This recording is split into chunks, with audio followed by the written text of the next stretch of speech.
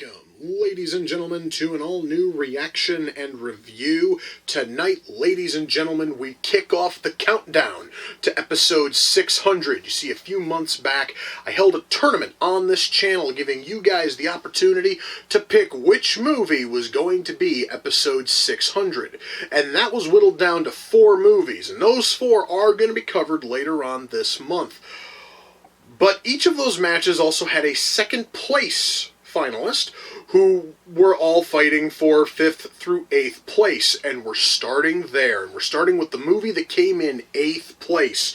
It's a comedy from 2015 called Mortdecai. Now, if memory serves, because it's been a while since I read that plot summary for the tournament, if memory serves, Mortdecai is about a character named Charlie Mortdecai, who's an art dealer and a con artist who gets swept up in this big, wild, goofy, crazy, fight for a bunch of Nazi gold or something. I clearly remember Nazi gold getting played into this somehow. I really don't remember anything else about it. I do happen to remember seeing the trailers for this thing when it came out in 2015, and I remember those trailers looking kind of funny. So I certainly have hopes. I want this thing to be fun. I want this to be a good movie. Good God, I really hope so, because I threw down some cash on this one, and God, I really don't want that money to have been wasted. But the only way I'm going to find out if this thing's any good at all is if I shut up and I push play. And I'm going to do that right now. So, without further ado, it's time to kick back, relax, and check out Mortdecai. You know, guys, I'm just going to say this. There is something ridiculously charming about this entire movie.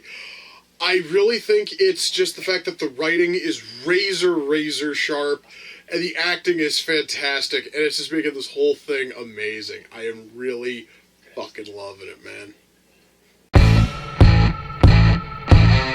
I swear, guys, I really think that the one thing which makes this movie so good is that Johnny Depp plays Charlie Mortdecai so well. He is able to play the smarmy British douchebag so well that it makes the character almost likable. I am absolutely loving the character, and it's making this movie a fantastic watch. I'm absolutely digging it, man. You know, this is something I really didn't think I would have to comment on, but I really like the CG which this movie uses as it travels from place to place. It looks really cool. It looks really flashy.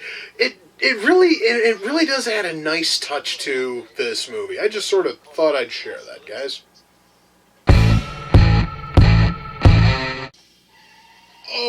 Okay, I wasn't expecting that.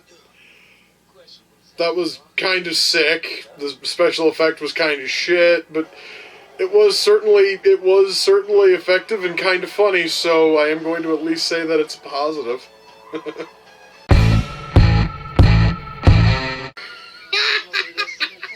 Wow! Alright, that is probably the most polite way I've ever heard someone call someone else's mom a whore. That was fucking awesome, dude. Fuck yeah. Well, guys, that was Mortdecai. Let's shut that off. Okay. So, that also was a pretty nice joke to close on. I think that was totally a perfect way to go out with this one. Alright, so let's talk about the movie, shall we? I think first thing we need to start with is the writing.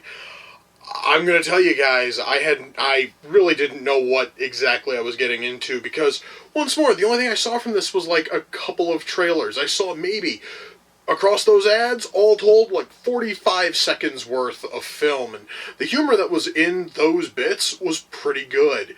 The stuff that's in the rest of the film is even better. This is some fantastic, razor-sharp, ultra-dry, witty humor, and I absolutely adore it.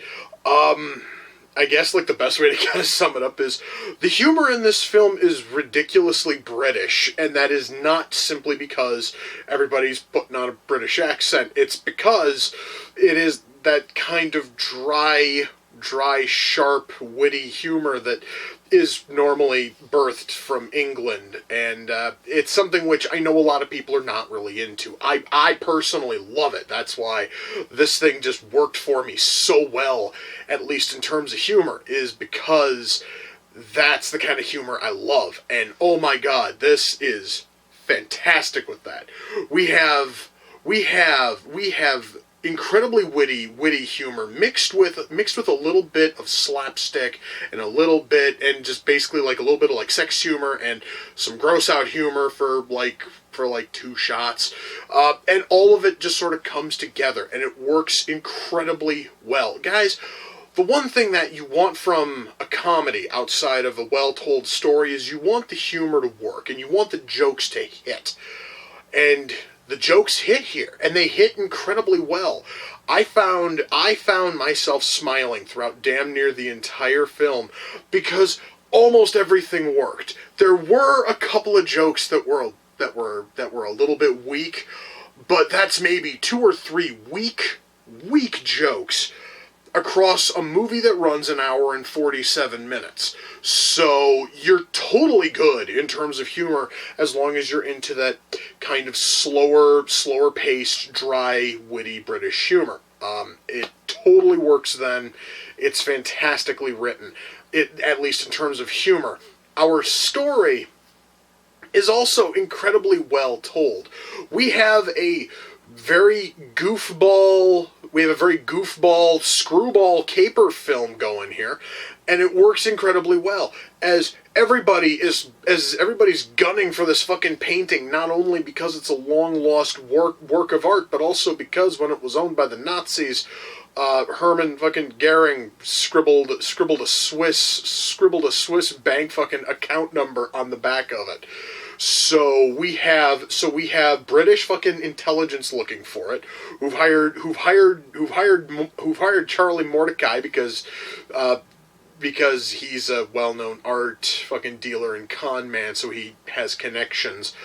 Let's see here. Then we have the fucking Russians who want it. There's this one fucking anarchist who wants it in order to fund his fucking revolution shit. There's a scumbag in the U.S. who wants it. Then there's the scumbag's daughter who's working with the fucking anarchist in order to get the money to, and there's also a little bit of like collusion and double cross shit there. It's just so many different people are all gunning for this one painting, and you just watches everything just sort of meets up and merges, and it just becomes a fantastic little fucking bit of business at the end. It really is a fantastically told story. The pacing on it is great. So yeah, guys, writing on this is amazing. And the acting, well, guys, this movie's got a sizable cast. I mean, come on, we have Johnny Depp playing Charlie Mortdecai. His wife is played by Gwyneth fucking Paltrow, and she also does a fantastic job. Their fucking friend in British fucking intelligence is played by Ewan McGregor. He does a great job.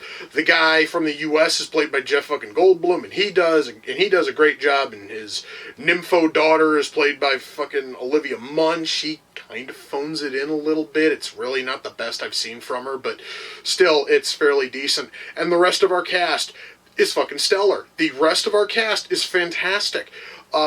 Pretty much every single person in this movie is carrying their weight, minus perhaps Olivia Munn. She is like the one who seems a little bit weak compared to everybody else. But that honestly is because everybody else is just going so hard, and they're doing so well, and they are turning in fantastic performances that when she comes in and when she merely does a good job, it kind of looks like shit compared to everybody else. So it honestly is less that she turned in a bad showing. It's just that she was being sort of dogpiled by a cast who was doing so much better than she was. So yeah, guys, acting here is amazing. Special effects. I normally don't get to talk about special effects when doing comedy films, but this time I actually get to, because they really did something cool here. When they travel from city to city, or they travel from point A to point B within a city, they essentially use like CG in order to essentially pan around the map, around the globe, around whatever. And if they're traveling from city to city, you will then have the name of the city in giant ass letters hanging over the city. And the whole thing, it flows beautifully, it looks really awesome, and it really is that nice touch that makes the whole thing look awesome. And if what few other bits of CG in this film were as good as all of those shots, I would totally be able to praise all of the special effects here. But then there's the car chase in Los Angeles, where Chuck is sick on shellfish, and at one point he throws up, and he's got his head turned away from the camera, and you see this really horrible like CG like cloud of green like spew from his face.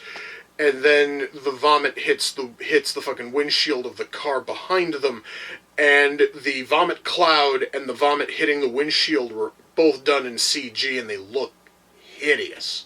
They look terrible, which stands out compared to everything else we have here in terms of special effects. It's something that could probably have done with a couple extra passes to try to I don't know, like clean it up and tighten it up and make it look better. But it stands out and it looks hideous. But that honestly is like the one bad shot. And I'm going to tell you right now, I am probably one of the only people out there who's going to actually complain about how awful that shot looks. Because it's so short and it's so and it's for the most part a trivial shot. So, most people are not going to notice it. Most people are not going to care. I noticed it and I kind of care, so I felt the urge to bring it up. However, most people are, like I said, most people are not going to notice it. Most people are not going to care, and they're going to be dazzled by all of the other CG which was used in this film, which was fantastic.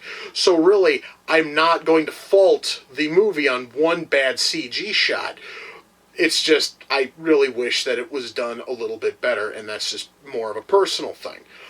Music. Oh, dude, the music in this movie is fantastic. All of it. We have a spectacular score from start to finish on this thing. And all of it helps set the fucking mood. At one point, guys, we hear one of my favorite classical pieces, which is, I believe the proper title is Toccata and Fugue in D, I believe it's in D minor. Except it's actually kind of sort of fucking like remixed, and it kind of sort of has a little bit of like a hip-hop beat underneath it, and it sounds really cool. And that bit of music is in there for maybe 15 seconds, but it sounded amazing. And everything else here in terms of music, awesome shit. I absolutely loved everything here in terms of music. Our camera work here was awesome. Our lighting here was great. I'm actually trying to think if there was any, like, negative. Well, I did mention that this is a slower-paced film in terms of the humor, which in most cases would kind of work. The problem with that is that even though a whole lot of the jokes here work, and they work incredibly well, the fact of the matter is there really are times when the jokes are spaced out a little bit too much, and it really does kind of hinder the film a little bit. Now, mind you, that honestly is not the pacing of the story.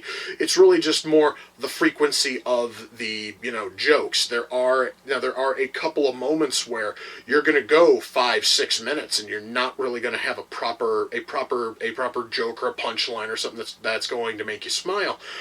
Which is sort of a pity, because this movie is the sort of thing where you could have wall-to-wall jokes.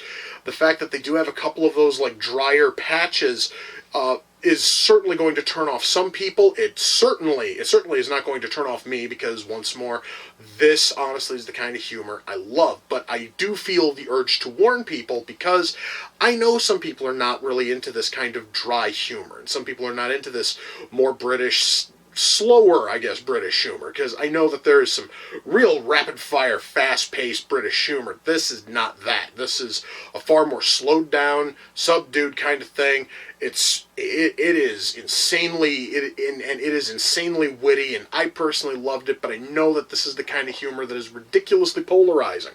So I am not about to sit here and go, it is a perfect comedy and every human being has to see it. If you're not into that kind of comedy, you're probably going to want to avoid this. But to everyone else, I can say, I absolutely recommend Mortdecai. This movie was funny as hell from start to finish. I loved almost every second of it. And what few problems are really here are completely and totally overshadowed by the fact that everything else here works, and works incredibly well. This thing was awesome. I'm so happy I threw down the like $5 I threw down to buy this thing, because it is going to stay in my Blu-ray collection for a long time. This thing here is the sort of movie I could totally see myself watching again in like 6 months. And probably still laugh fucking hysterically at almost every joke. This thing is marvelously made. The acting here and we have fantastic acting. Awesome fucking writing. Fantastic pacing. Great music. CG that for the most part is amazing. Guys, Mortdecai is the kind of comedy that you don't see very often, and that is a fucking shame, because this kind of comedy is honestly some of my favorite, and I would love to see more like this. And we're probably not going to, because sadly Mortdecai bombed out badly in the box office, which is kind of a pity. However, I once more have to stress, this is not the kind of humor that really appeals to a whole lot of U.S. moviegoers. So I kind of sort of expected it to fail the moment that the ads started running on TV. But frankly, I'm totally happy that I have this thing, and it is going to stay in my collection for a long goddamn time, because I love this kind of humor, and it's so fucking good. So yeah, guys, we are off to an awesome start this month. Mortdecai came in 8th place in that fucking tournament, man. I'm actually looking forward to most of the rest of this month. So yeah, I certainly hope that the rest of the month proves to be as good as this thing was. But I'm gonna have to just power through the rest of these and find out. So I'm going to go find a few more British comedies. Lord knows I've got a ton of them in my collection. Maybe I'll watch the original Death at a Funeral, which has a more fast-paced humor style to it, and it's, again, incredibly funny and fucking amazing. So I'm going to go and do that. I'm going to go watch that, and I'm going to enjoy the fact that I have Mortdecai in my Blu-ray collection, and goddammit, that was a fantastic $5 spent. Anyway, my friends, with that, we come to the close of another reaction and review. Until next time, ladies and gentlemen, take care, and I will see you all in the near future. Peace.